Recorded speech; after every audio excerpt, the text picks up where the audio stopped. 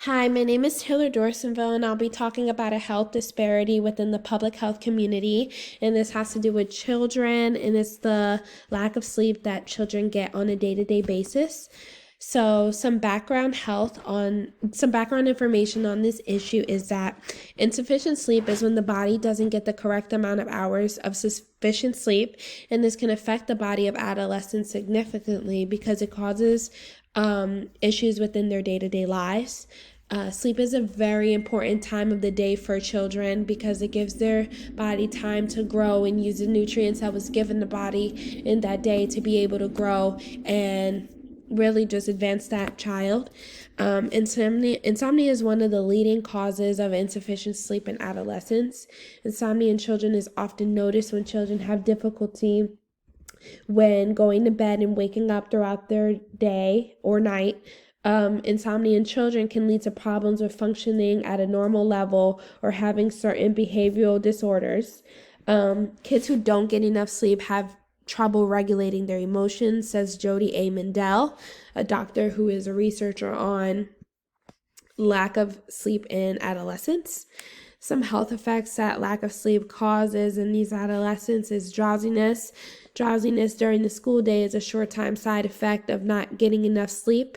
If an adolescent does not get the proper amount of sleep, this may cause them to go to school the next day tired and drowsy and not be able to really be alert or participate or engage in school activities. And this can lead to increased unhealthy study habits due to staying up all night. Insomnia, again, it can be a short-term or long-term illness because insomnia pretty much disrupts the sleep for anybody, but especially adolescents. It's usually caused by waking up throughout the night constantly.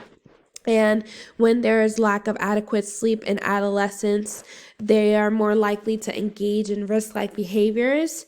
A study was conducted in students who reported having less than 7 hours of sleep are more likely to engage in risky behaviors, such as texting and driving or distracting activities other than what should be important.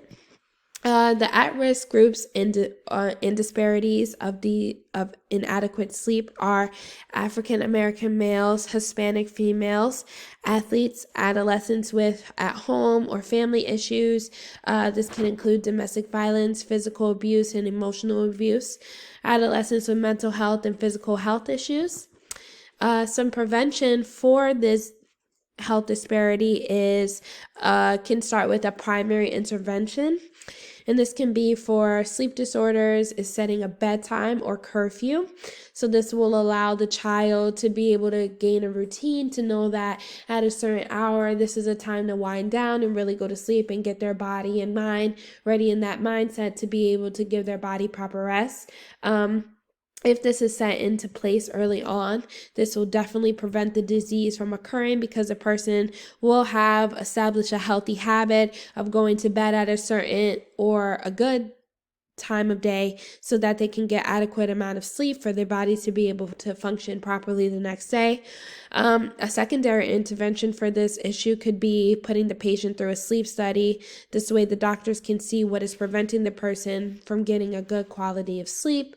Another way is to self-assess your alertness and attitude during the day to see if sleep could be affecting your everyday life. And the third option, the most extreme, could be time management and non-procrastination. Our day-to-day lives and a child's day-to-day life can get very hectic. So by establishing good habits and not procrastinating to do things at night when it's the time to rest is better for children. Again, another treatment of this health issue is improving the amount of sleep someone gets. This could be by performing a sleep study on an individual to find the cause of the person not getting quality of sleep, and that way doctors can further diagnose. These are just my citations, and that was inadequate sleep in children.